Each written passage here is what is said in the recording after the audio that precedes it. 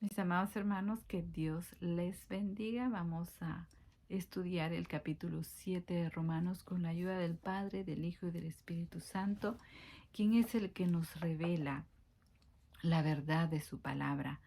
Y vamos a leer el capítulo 7, donde el apóstol Pablo se está dirigiendo a un grupo de creyentes que estaban bajo la ley, que conocen la ley, ¿verdad? Y cómo es esa transición de la ley hacia la gracia. Y el apóstol Pablo en este capítulo 7 se compone en 4 preguntas. Y vamos a ir viendo cada una de ellas con sus respectivas respuestas. Y la primera pregunta que hace el apóstol Pablo acá dice: ¿acaso ignoran, hermanos, que la ley tiene poder o autoridad sobre una persona mientras vive? La ley tiene toda la autoridad mientras la persona vive. ¿De quién está hablando? De aquellos que están y que conocen la ley de Moisés. Y en los versos 2 y 3 el apóstol Pablo pone de ejemplo la ley matrimonial para explicar cómo es la relación de la ley con el hombre. Y él dice de esta manera: la mujer casada está ligada o atada por la ley, dice, a su marido mientras él vive. Si su marido muere, queda libre de la ley en cuanto al marido. No hay ningún problema si el marido muere, como que ya vuelve a obtener su libertad. Si su marido está vivo, mire, y la mujer se une a otro hombre, será llamada adúltera. Si su marido muere, está libre de la ley, y si se une a otro hombre, no será llamada adúltera. Y el verso 4 está la aplicación. Por tanto, dice el apóstol Pablo, así también nosotros se nos hizo morir a la ley por medio del cuerpo de Cristo, para que nos unamos a otro. ¿A quién? Al que ha resucitado entre los muertos, a fin de que le llevemos fruto para Dios. Bueno, si no morimos, no podremos llevar frutos para Dios, porque ¿cuáles son los frutos para Dios?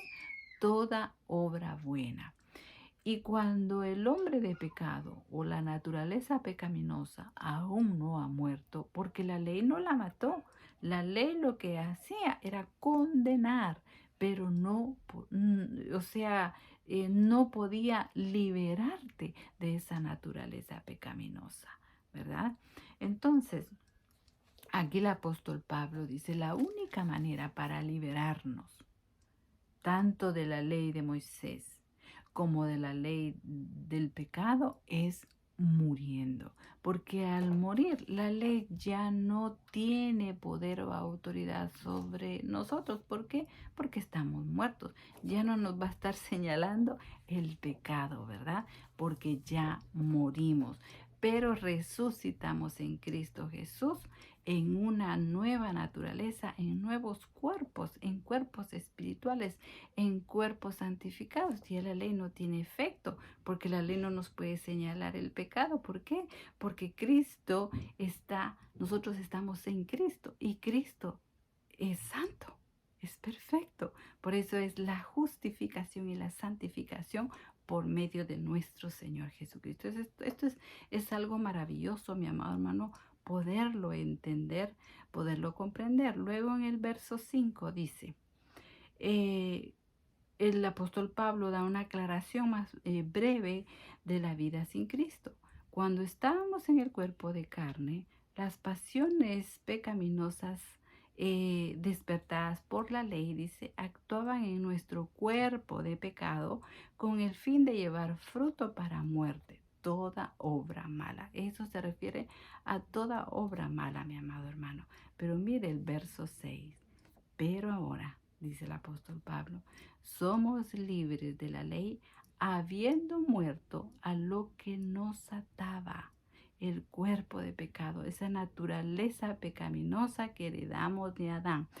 Y mire, todo lo que estudiamos anteriormente nos ayuda para que podamos comprender esto que está diciendo el apóstol Pablo, que es de suma importancia. Entonces somos libres de esa naturaleza de pecado para poder servir a Dios en la novedad del Espíritu y no según la letra, que es la ley antigua, porque por medio de la ley nunca pudimos agradar a Dios ni servirle, porque la ley constantemente nos condenaba porque fallábamos en un punto y éramos transgresor de toda la ley. Miren qué obra maravillosa de gracia de nuestro Señor Jesucristo, aún para el pueblo que estaba sujeto a esa ley de Moisés.